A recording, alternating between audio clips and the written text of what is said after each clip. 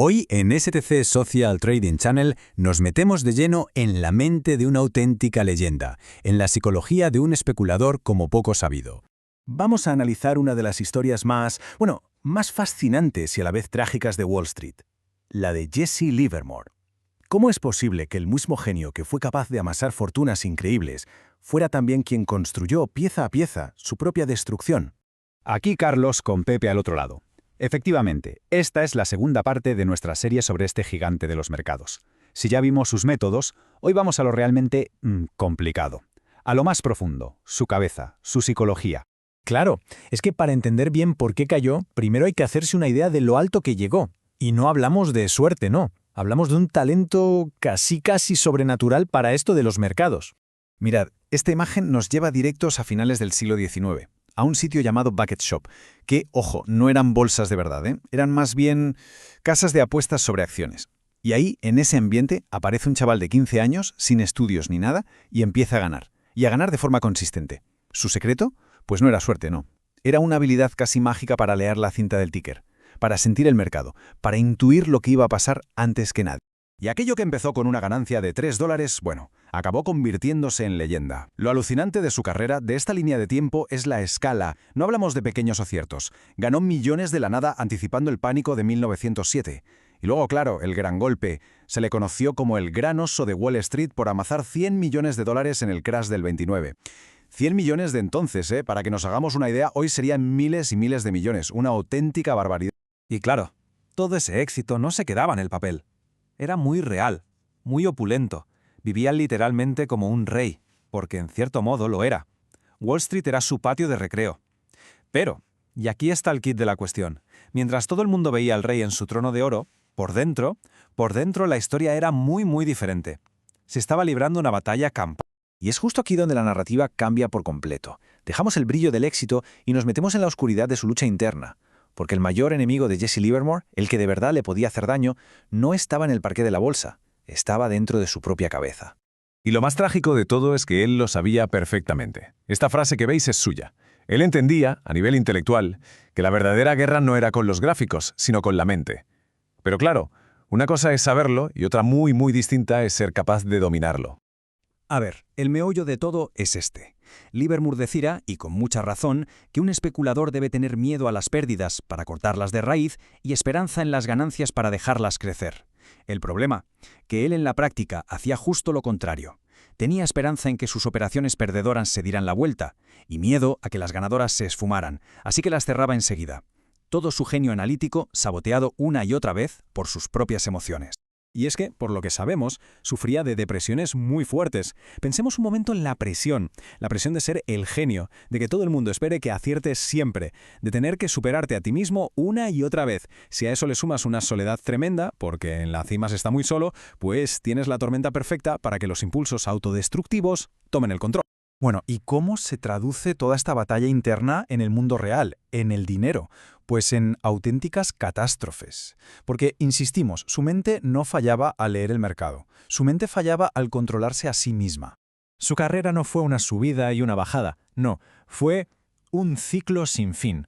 Una montaña rusa salvaje. Este gráfico lo deja clarísimo. Subidas meteóricas, ganancias que quitan el hipo y de repente caídas catastróficas, bancarrota total. Y vuelta a empezar, una y otra vez.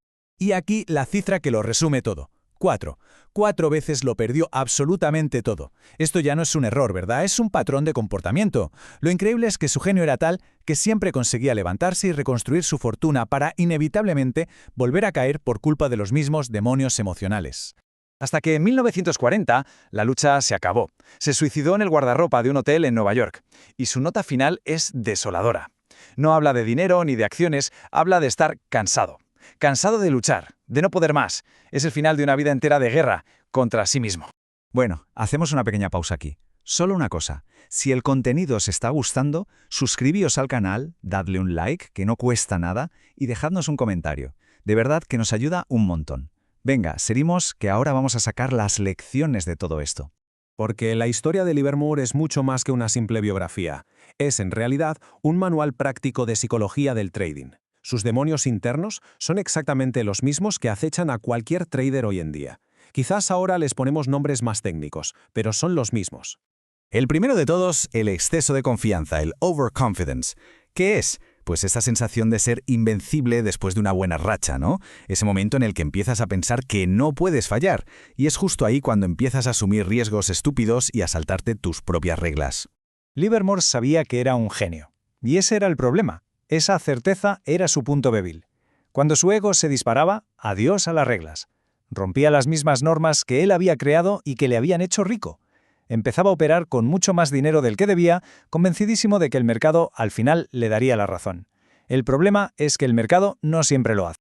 Y claro, cuando ese exceso de confianza te lleva a una pérdida, ¿qué aparece? Su primo hermano, el revenge trading o trading por venganza. Es ese impulso totalmente irracional de ahora te vas a enterar mercado, querer recuperar la pérdida ya, ahora mismo, operando a lo loco y sin ninguna estrategia.